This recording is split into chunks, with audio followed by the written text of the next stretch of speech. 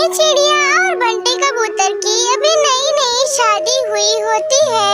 कुछ ही दिनों में टूनी एक प्यारी सी बेटी को जन्म देती है, लेकिन कुछ ही दिनों के बाद टूनी चिड़िया बीमार रहने लगती है। फिर एक दिन वो अपने पति से कहती है, सुनो जी, लगता है अब मैं ज्यादा दिन नहीं जी पाऊंगी। मैं तुम्हारे पास अपनी बच्ची छोड़े जा रही हूँ। मैं जानती हूँ कि मेरे बिना तुम लोगों को बहुत परेशानी होगी, इसीलिए तुम मेरी बच्ची के लिए दूसरी माँ ले आना। ये कहते हुए वो अपना दम तोड़ देती है।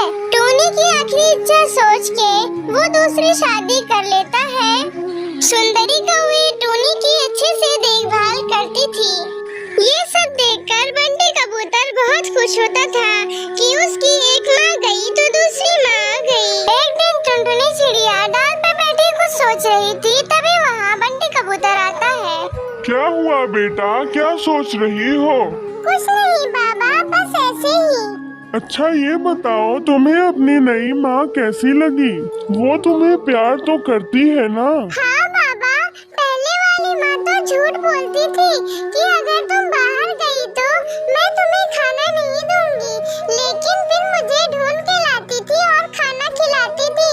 लेकिन ये वाली माँ सच बोलती है, कहती है कि अगर तुम बाहर गई तो मैं तुम्हें खाना नहीं दूंगी और मुझे खाना भी नहीं देती। मैंने 2 दिन से कुछ नहीं खाया बाबा।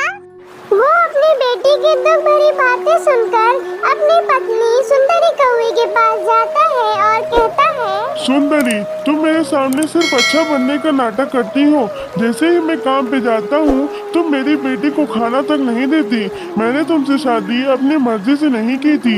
मेरी स्वर्गवास पत्नी ने मुझसे कहा था कि तुम शादी कर लेना, और मैंने तुमसे शादी की ताकि तुम मेरी बेटी की देखभाल कर सको। तुम मेरी बेटी को माँ जैसा प्यार नहीं दे सकती मत दो, लेकिन मेरी बेटी को 2 वक्त का खाना तो दे दिया करो। ये कहते हुए वो वहाँ से चला गया। जब सुंदरी कौवी का पति घर से बाहर चला गया, तब सुंदरी ने टूनी को अपने पास बुलाया और गुस्से में खाने की थाली उसके सर पे दे मारी। माँ, मुझे चोट लग गई है, तुम मुझे अपने हाथों से खाना खिला दो। अच्छा, अपने बाप से शिकायत करने के लिए तेरा वो बहुत चलता है, लेकिन खाना खाने के लिए मैं खिला दूँ। मुझे खिलाना ही पड़ेगा, नहीं तो तू अपने बाप से फिर शिकायत कर देगी। वो खाना खिलाने लगती है। माँ, मुझे बहुत तीखा लग रहा है, मुझे पानी दे दो। माँ, थोड़ा खाने में घी डाल दो। खाना चाहिए तो हमेशा अच्छा। मैंने कोई दूसरी सब्जी नहीं बनाई है, खाना हो तो यही खा ले। मैंने और तेरे बाबा ने भी आज यही खाई है, तू भी यही खा ले, वरना ऐसे भूखी ही मर जा। भूखी रहने के डर से टूनी ने वही मिर्ची वाली सब्जी खा ली। उसी दिन जब वो रात में सो रही थी तो उसने सपना देखा कि उसकी माँ उसके साथ बैठी है और उसको खाना खिला रही है। माँ, तुम मुझे छोड़ के कहाँ चली गई? तुम फिर से मेरे साथ चलो ना, वरना मैं भी यहीं आ जाऊंगी। तुम बहुत अच्छी थी माँ, मुझे नई माँ पसंद नहीं है। नहीं बेटा, तुम्हारी दूसरी माँ भी बहुत अच्छी है, तुम उसकी बात माना करो, वो तुम्हें कभी नहीं मारेगी। उसकी माँ ये कह ही रही थी, तभी उसका सपना टूट जाता है। फिर कुछ दिन ऐसे ही चलता रहता है। जब बंटी कबूतर घर पे होता है तो सुंदरी कौवी ऐसा दिखाती है कि वो टूनी से बहुत प्यार करती है, लेकिन जब बंटी कबूतर घर पे नहीं होता तो वो उससे घर के काम करवाया करती थी।